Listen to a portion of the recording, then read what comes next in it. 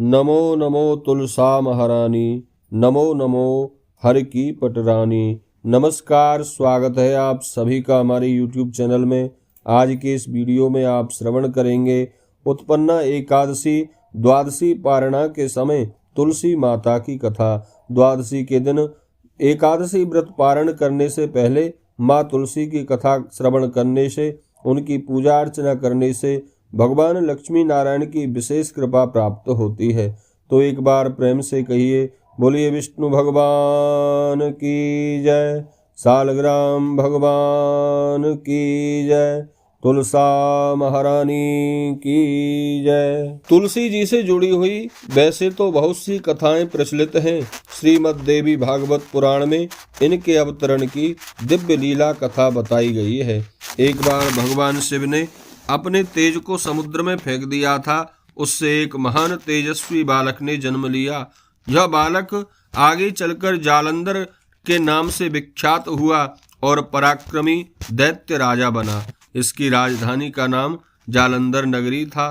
दैत्यराज कालनेमी की कन्या वृंदा का विवाह जालंधर से हुआ। जालंधर महान राक्षस हो गया। अपनी सत्ता के मद में चूर उसने माता लक्ष्मी को पाने की कामना से युद्ध किया, परंतु समुद्र से ही उत्पन्न होने के कारण माता लक्ष्मी ने उसे अपने भाई के रूप में स्वीकार किया।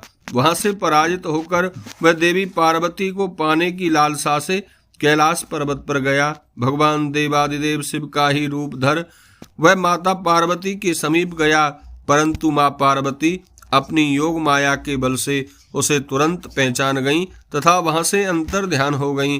देवी पार्वती ने क्रोधित होकर सारा वृतांत भगवान विष्णु को सुनाया। जालंधर की पत्नी जो थी वह अत्यंत पतिव्रता स्त्री थी। उसी के पतिव्रत धर्म की शक्ति से जालंधर भगवान शिव के द्वारा युद्ध में ना तो मारा जा रहा था और ना ही पराजित हो रहा था। इसीलिए जालंधर का नाश करने के लिए वृंदा के पतिव्रत धर्म को भंग करना बहुत जरूरी हो गया था। इसी कारण भगवान विष्णु ऋषि का वेश धारण करके वन में जा पहुंचे, जहां वृंदा अकेली भ्रमण कर रही थी। भगवान के साथ दो मायावी राक्षस भी थे, जिन्हें देखकर वृंदा भयभीत हो गई। ऋषि ने वृंदा के सामने पल में दोनों को भस्म कर दिया। उनकी शक्ति देखकर वृंदा ने कैलाश पर्वत पर महादेव जी के साथ युद्ध कर रहे अपने पति जालंधर के बारे में जानने की इच्छा जताई। ऋषि रूपी भगवान ने अपने माया जाल से दो बानर प्रकट किए। एक बानर के हाथ में जालंधर का सिर था तथा दूसरे के हाथ में उसका धड़। अपने पति की यह दशा देखकर वृंदा मूर्छित होकर जमीन पर गिर पड़ी। होश में आने पर उन्होंने ऋषि रूपी भगवान से विनती की कि वह उसके पति को जीवित करें। भगवान ने अपनी माया से पुनः जालंधर का सिर धड़ से जोड़ दिया, परंतु स्वयं भी वह उसी शरीर में प्रवेश कर गए। वृंदा को इस छल का जरा भी आभास ना हुआ। जालंधर बने भगवान के साथ वृंदा पतिव्रता का व्यवहार करने लगी, जिससे उसका अस्तित्व भंग हो गया। ऐसा होते ही वृंदा का पति जालंधर युद्ध में हार गया।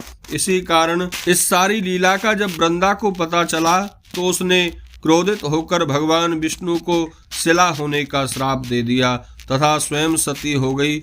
जहाँ वृंदा भस्म हुई वहाँ तुलसी का एक पौधा होगा। भगवान विष्णु ने वृंदा से कहा, हे वृंदा, तुम अपने अस्तित्व के कारण मुझे लक्ष्मी से भी अधिक प्रिय होगी।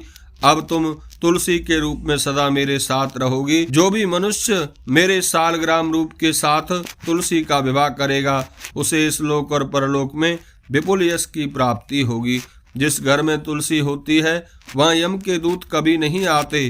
गंगा व नर्मदा के जल में स्नान तथा तुलसी का पूजन बराबर माना जाता है। चाहे मनुष्य कितना भी पापी क्यों ना हो, मृत्यु के समय उसके प्राण तुलसी मंजरी मुंह में रखकर यदि निकल जाएं तो वह अवश्य ही स्वर्ग लोक को प्राप्त होता है, वैकुंठ धाम को प्राप्त होता है। जो मनुष्य तुलसी व आमले वृक्ष की छाया में अपने पितरों का श्राद्ध करते हैं, उनके पितृगण अवश्य ही मोक्ष को प्राप्त करते हैं। बोलिए तुलसा महारानी की जय।